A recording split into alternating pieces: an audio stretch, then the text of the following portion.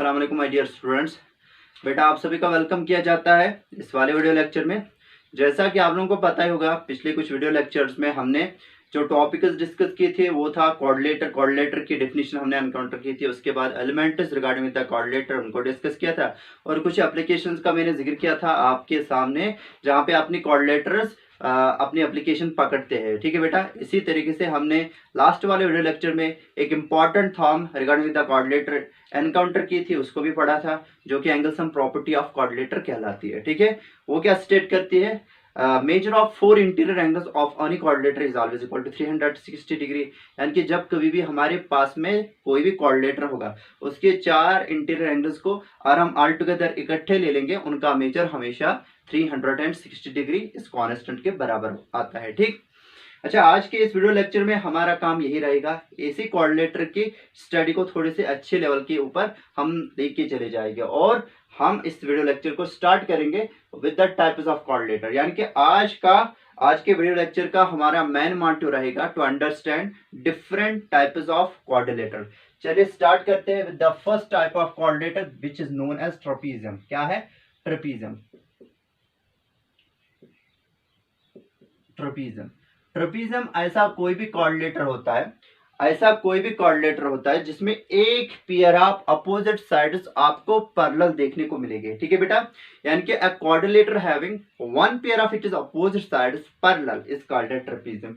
चलिए मैं यहाँ पे लिखता हूं definition. A coordinator, short form of coordinator होगी क्यूयूएडी। ठीक है बेटा, a coordinator having one pair of its opposite sides, one pair of its opposite sides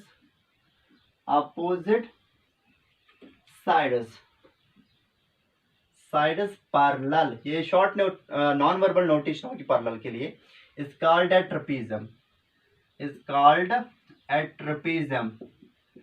ठीक है बेटा, TRAP का मतलब शॉर्ट फॉर्म ऑफ ट्रेपीजियम।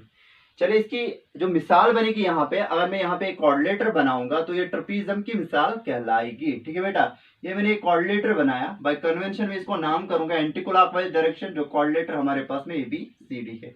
ठीक है, और हम इसके 4 साइड्स को ऑब्जर्व करेंगे। कौन बन रहे हैं sir? AB side, BC side, CD side और AD साइड, ये इसके 4 साइड्स है।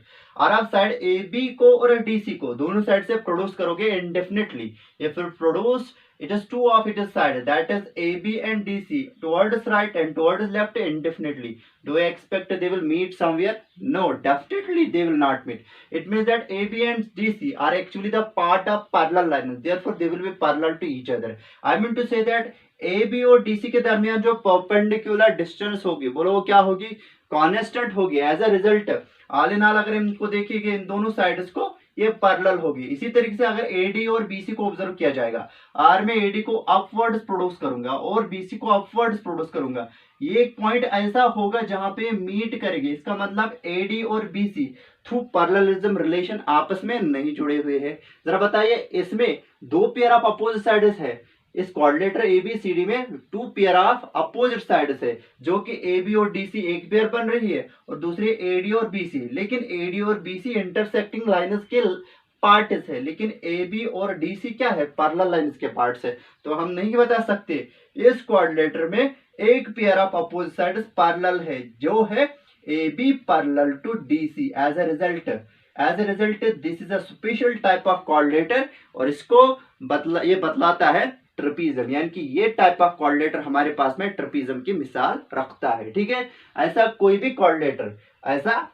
कोऑर्डिनेटर जिसमें आपको एक pair of opposite sides parallel देखने को मिलेंगे, तो वो कोऑर्डिनेटर कोई और नहीं बल्कि ट्रेपीजियम हो गया।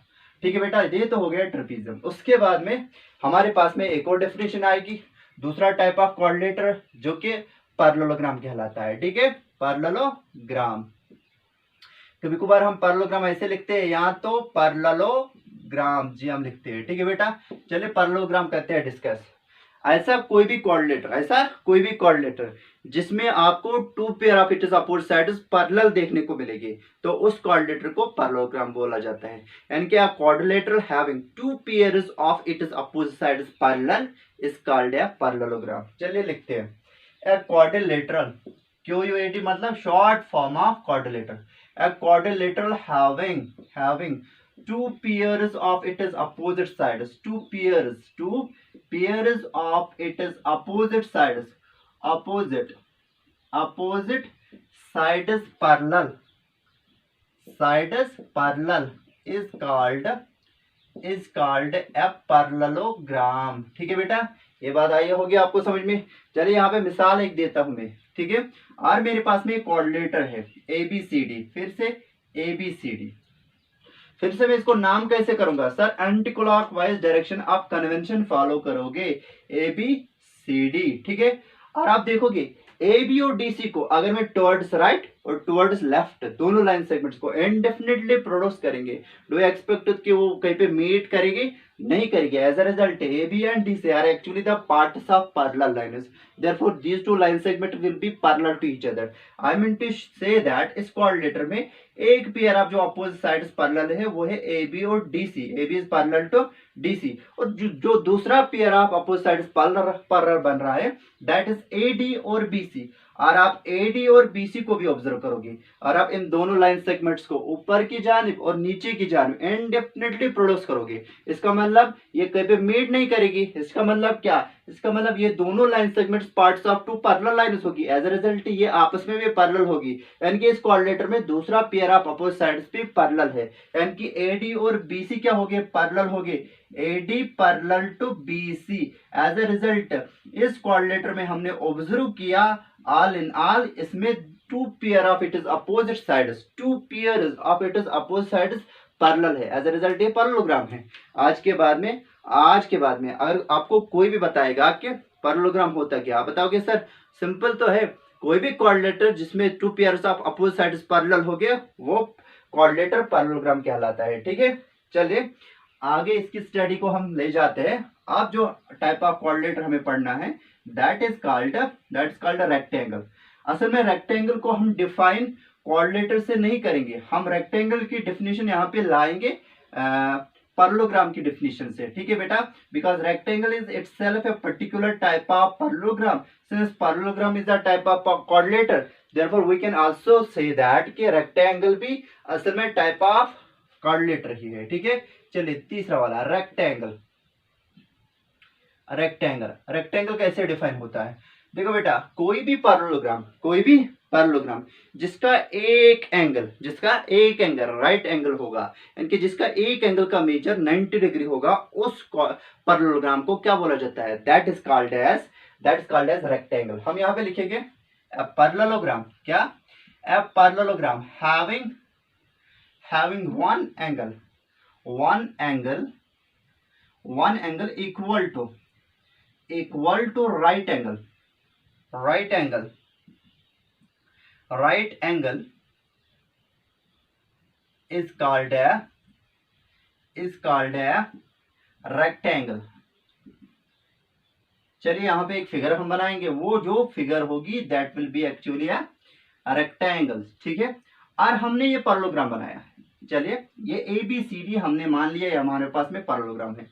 बोलो अगर ये पैरेललोग्राम है, इसके two pair of opposite sides क्या हो गए, पैरेलल हो गए। इतना हमारे पास में डेफिनेशन ऑफ पैरेललोग्राम से इसमें आता है कि AB और DC पैरेलल आपस में और AD और BC भी आपस में पैरेलल ही है। लेकिन अगर मैं आपको बताऊंगा इसका एक एंगल से एंगल ए 90 डिग्री यानी कि राइट एंगल के बराबर है, इसका मतलब ये जो पैरेललोग्राम होगा ये कोई और नहीं बल्कि रेक्टेंगल होगा। ठीक है बेटा, अब रेक्टेंगल के फिर चार के चार एंगल्स इक्वल होते हैं, यानी कि वो 90 के बराबर होते हैं, अपोजिट साइड्स इक्वल होते हैं। वो जब हम प्रॉपर्टीज ऑफ पैरेललोग्राम डिस्कस करेंगे ना, आपको खुद पता चलेगा कि इस रेक्टेंगल के एक एंगल राइट एंगल होने से इसके सभी एंगल्स कैसे इक्वल बन जाते हैं और कैसे इसके अपोजिट साइड्स इक्वल बन जाते हैं, वो हमारा बाद का काम रहेगा। असल में डेफिनेशन क्या होती है, देखो बेटा यहाँ पे मैं रेक्टेंगल को डिफाइन कर सकता था फ्रॉम द कोऑर्डिनेटर डायरेक्टली। मैं आपको बताता कि कोई भी कोऑर्डिनेटर जिसके two pair of opposite sides parallel होगी और एक एंगल 90 होगा, यहाँ सभी एंगल्स 90 हो गए। ठीक है, यहाँ अपोजिट साइड्स इक्वल हो गए। इतनी बड़ा वाला स्टेटमेंट मैं आपको बताता for the definition of the rectangle, लेकिन डेफिनेशन हमेशा होती है minimum condition satisfied by something. यहाँ पे जो मिनिमम कंडीशन अगर जो सेटिस्फाई करेगी ना पैरेललोग्राम ताकि ये रेक्टेंगल बने, वो ये है बेटा कि किसी भी पैरेललोग्राम का अगर एक एंगल राइट एंगल होगा वो कहलाता है रेक्टेंगल। ठीक है, इसके बाद में जो हमारे पास में अगला टाइप ऑफ कोऑर्डिनेटर आता है that is known as square. क्या है बेटा? स्क्वायर है, याद रखना बेटा स्क्वायर। लेकिन स्क्वायर को मैं कोऑर्डिनेटर सेट नहीं डिफाइन करूंगा, ना ही स्क्वायर को मैं डिफाइन करूंगा यहाँ पे पैरेललोग्राम से, बल्कि स्क्वायर की डेफिनेशन जो होगी I will base that upon the definition of rectangle. मैं रेक्टेंगल से स्क्वायर को डिफाइन करूंगा। देखो बेटा स्क्वायर ऐसा कोई भी रेक्टेंगल होता है, ऐसा कोई भी रेक्टेंगल होता है जिसमें एक pair of it is adjacent sides equal होगी। ऐसा कोई भी rectangle which has one pair of it is adjacent sides equal, ठीक है, उसको बोला जाएगा स्क्वायर। तो यहां पे मैं लिखूंगा rectangle having one pair of its adjacent sides equal is called a square, ठीक है बेटा। यानी कि कोई ऐसा कोऑर्डिनेटर जिसमें एक पेयर ऑफ, कोई ऐसा रेक्टेंगल जिसमें एक पेयर ऑफ एडजेसेंट साइड्स क्या होगी, उनकी लेंथ इक्वल होगी, तो उसको बोला जाएगा स्क्वायर, ठीक है। और मैं यहाँ पे ये कोऑर्डिनेटर बनाऊंगा। Let me show you the example of coordinator having one of two of it is adjacent sides equal. Okay, चलिए ये अगर हमने एक कोऑर्डिनेटर लिया A B C D, in fact ये रेक्टेंगल है, चलिए ये रेक्टेंगल लेते हैं ए बी सी डी, बोलो ये पैरेललोग्राम होगा पहले, फिर इसका एक एंगल 90 होगा, ठीक है। उसके बाद में मैं क्या आपको बता रहा हूं, अगर इस रेक्टेंगल में एक पेयर इसका एडजेसेंट साइड्स का इक्वल होगा, यानी कि एडी और ए बी बराबर, बिकॉज एडजेसेंट साइड्स वो साइड्स होते हैं किसी भी पॉलीगन के जिनका कॉमन वर्टेक्स होगा, ठीक है, जो मीट करेंगे एक वर्टेक्स पर, क्योंकि एडी और ए बी का कॉमन वर्टेक्स है, एज अ रिजल्ट एडी और ए बी कहलाएगा एडजेसेंट साइड्स। ए बी और डी सी इनका कोई कॉमन वर्टेक्स है ही नहीं, as a result they are opposite sides. यानी कि अगर मेरे पास में rectangle A B C D है, अगर इसका एक pair of adjacent sides equal होगा, यानी कि ए बी और ए डी बराबर है, ए बी और एडी बराबर है, तो ये रेक्टेंगल कोई और नहीं बल्कि हमारा स्क्वायर होगा। अब स्क्वायर में कैसे सभी एंगल्स इक्वल आते हैं, यानी कि 90 डिग्री के बराबर, और कैसे इसके चार के चार साइड्स इक्वल आते हैं, वो जब हम प्रॉपर्टीज ऑफ पैरेललोग्राम करेंगे डिस्कस, वहां से आपको फिर समझ में आएगा, ठीक है। ये जरूरी नहीं कि ये pair of adjacent sides A B और ए डी बराबर है, बल्कि अगर बी ए और बी सी बराबर हो गए, बाकी सभी कंडीशंस के बारे में आपको पता नहीं है, लेकिन इतना पता है रेक्टेंगल है, इसका ये pair of adjacent sides B और बी सी बराबर है, तब जाके भी ये रेक्टेंगल क्या होगा, स्क्वायर होगा। इसी तरीके से सी डी या सी बी बराबर हो गए, तब जाके भी इस रेक्टेंगल का एक pair of adjacent sides equal है, as a result it will become a rectangle, it will become a square, sorry, okay. इसी तरीके से if D C and D A of this very rectangle, this actually forms a one pair of its adjacent sides. If DA and DC are equal, therefore this rectangle will be also called as a square. उसके बाद में अगली वाली जो definition हमारी बनेगी यहाँ पे, that is called a rhombus, ठीक है। rhombus में असल में टाइप ऑफ कोऑर्डिनेटर है, लेकिन rhombus की डेफिनेशन हम पैरेललोग्राम से यहाँ पे टैली करेंगे, ठीक है, क्योंकि parallelogram special type of coordinator है। इस तरीके से जो रोम्बस है that is a special type of parallelogram, इस तरीके से जो रोम्बस होगा वो भी टाइप ऑफ कोऑर्डिनेटर ही होगा। चलिए पांचवा जो हमारे पास में टाइप है दैट इज रोम्बस। रोम्बस हम यहां पे लिखेंगे ए पैरेललोग्राम हैविंग, फिर से ऐसी कुछ डेफिनेशन है, having one pair of its adjacent sides equal is called a rhombus.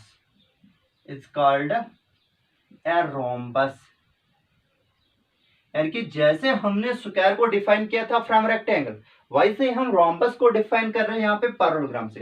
यानी कि कोई ऐसा पैरेललोग्राम जिसमें एक पेयर ऑफ एडजेसेंट साइड्स क्या होगी, पैरेलल होगी। अगर ये पैरेललोग्राम है, ठीक है, अगर ये parallelogram A B C D है, अगर इस पैरेललोग्राम में एक pair of adjacent sides equal हो गए, यानी कि ए बी और ए डी बराबर हो गए, अगर ए बी और ए डी बराबर हो गए और हमें पता है ए बी और ए डी बराबर हो गए और हमें पता है कि ये जो कोऑर्डिनेटर है ये हमारा पैरेललोग्राम है, तो ये कौन होगा, ये रोम्बस कहलाएगा। रोम्बस के फिर सभी साइड्स कैसे इक्वल आते हैं, फिर से जब हम प्रॉपर्टीज ऑफ पैरेललोग्राम डिस्कस करेंगे वहां से आपको सभी चीजें समझ में आएगी खुद ब खुद। अभी तक के लिए आप याद रखिएगा बेटा, कोई भी ऐसा पैरेललोग्राम जिसमें एक pair of adjacent sides equal हो गए, तो उस एक पेयर ऑफ एडजेसेंट साइड्स के इक्वलिटी होने से वो पैरेललोग्राम किस में चेंज होता है, रोम्बस में।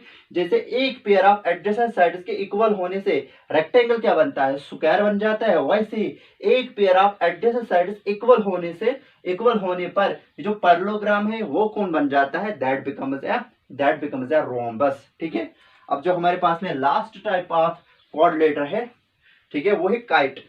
क्या है, काइट।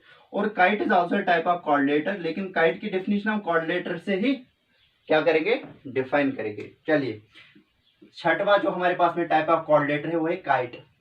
क्या है, काइट। अब इसको ऐसे डिफाइन करेंगे, अ क्वाड्रिलेटरल क्यूयूडी, मतलब short form of quadrilateral, a quadrilateral having two pairs of its adjacent sides, two pairs of its adjacent sides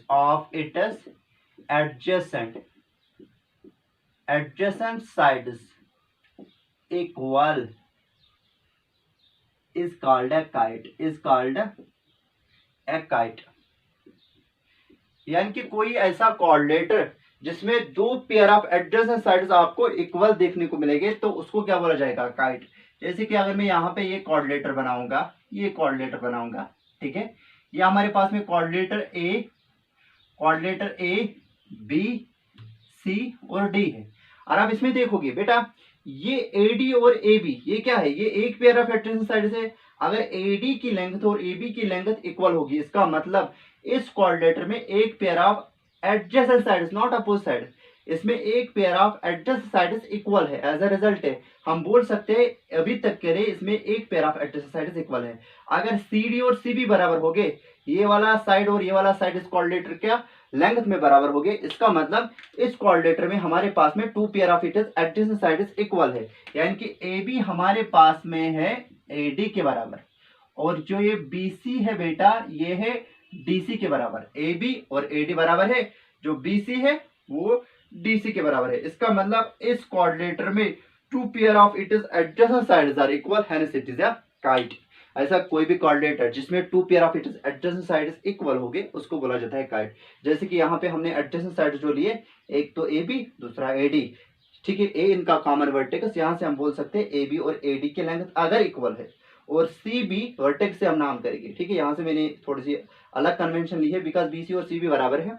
तो अगर सी बी और सी डी भी लेंथ में बराबर हो गए, इसका मतलब इस क्वाड्रिलेटर में two pair of its adjacent sides equal है, एक तो A B equal to A D और दूसरा C B equal to C D. As a result ये काइट कहलाएगा। ठीक है बेटा, देखो बेटा, मैंने पैरेललोग्राम को जब डिफाइन किया था, मैंने बताया था कोई भी क्वाड्रिलेटर जिसमें to pairs of it adjacent opposite sides equal हो गए, यानी कि अपोजिट साइड्स अगर पैरेलल हो गए, तो मैंने बताया था वो क्वाड्रिलेटर कोई और नहीं बल्कि पैरेललोग्राम होता है। लेकिन काइट को डिफाइन करते समय मैंने क्या बताया, कोई भी ऐसा क्वाड्रिलेटर जिसमें to pairs of it adjacent sides equal in length होगी, तो वो क्वाड्रिलेटर क्या कहलाता है, वो क्वाड्रिलेटर कहलाता है काइट। ठीक है, इसका मतलब कोई भी काइट पैरेललोग्राम नहीं होता है। पैरेललोग्राम में पैरेललोग्राम की डेफिनेशन आती है depending upon the parallelism of its opposite sides, लेकिन काइट की डेफिनेशन कहां से आ रही है, depending upon the equality of the sides of their adjacent sides, two pairs of its adjacent sides. ठीक है, जैसे हमने इनको डिफाइन किया, इसका मतलब ये है कि every trapezium is a quadrilateral, every trapezium is a quadrilateral, because trapezium ऐसा कोई भी क्वाड्रिलेटर होता है जिसमें एक pair of opposite sides parallel होते हैं। इसका मतलब हर एक ट्रेपेजियम क्वाड्रिलेटर है, हर एक पैरेललोग्राम क्वाड्रिलेटर है। इसका मतलब हर एक पैरेललोग्राम ट्रेपेजियम भी है, बिकॉज पैरेललोग्राम में two pair of its opposite sides क्या होते हैं, पैरेलल होते हैं, लेकिन ट्रेपेजियम में तो एक ही pair of its opposite sides parallel होता है। एज अ रिजल्ट हम बोल सकते हैं parallelogram implies trapezium, trapezium implies what, quadrilateral, every parallelogram is a trapezium and every trapezium is a quadrilateral. ठीक है, इसी तरीके से देखो रेक्टेंगल मैंने कैसे डिफाइन किया, वो कोई भी पैरेललोग्राम जिसका एक एंगल राइट एंगल होगा तो उसको बोला जाता है रेक्टेंगल। इसका मतलब रेक्टेंगल इंप्लाइज पैरेललोग्राम, लेकिन parallelogram implies trapezium, because rectangle भी असल में पैरेललोग्राम होता है ना, उसके भी दो pairs of it is opposite sides क्या हो गए, पैरेलल हो गया। As a result we can say that rectangle implies parallelogram, parallelogram implies trapezium and trapezium implies what, that implies quadrilateral. इसी तरीके से देखो स्क्वायर कैसे डिफाइन मैंने किया सर, रेक्टेंगल से आपने डिफाइन किया इसको, आपने बताया रेक्टेंगल ऐसा ऐसा कोई भी रेक्टेंगल जिसमें एक pair of it is adjacent sides equal in length होगी तो उसको बोला जाएगा स्क्वायर। इसका मतलब square implies rectangle and rectangle implies parallelogram, parallelogram implies trapezium and trapezium implies quadrilateral, यानी कि every square is a quadrilateral, every square is a rectangle, every square is a parallelogram, every square is a trapezium and every square is also a quadrilateral। इसी तरीके से जो rhombus है ना बेटा, rhombus की डिफिनेशन हमने कहां से ले ली सर, रोम्बस आपने बताया कोई भी ऐसा पैरेललोग्राम जिसमें टू पेयर जिसमें एक pair of it is adjacent sides क्या होगा, इक्वल होगा, तो उसको बोला जाएगा रोम्बस। इसका मतलब every rhombus is a parallelogram but every parallelogram is a trapezium and so every trapezium is also a quadrilateral. इसका मतलब ये है कि रोम्बस असल में क्वाड्रिलेटर ही है, लेकिन हर एक no rhombus is a square, no rhombus is a square, ये सही है बिकॉज वही रोम्बस स्क्वायर के बराबर बन जाता है जिसमें एक एंगल 90 होगा, वो अलग से हम डिस्कस करेंगे। अभी तक के लिए आप बताइए कि रोम्बस और square, rhombus does not imply square, ठीक है, rhombus does not imply rectangle but rhombus implies parallelogram and rhombus also implies trapezium. Similarly जो काइट है ना बेटा, kite does not imply any of these special quadrilaterals, kite does not imply this rhombus, kite does not imply square, neither it implies rectangle nor it implies parallelogram nor it implies trapezium, but kite implies only quadrilateral because kite ऐसा कोई भी quadrilateral होता है जिसमें two pairs of its adjacent sides equal in length होगी। hope you have understood it। Next वाले video lecture में हम हमारा जो टॉपिक मेन मोटिव रहेगा वो होगा properties of parallelogram. Thank you.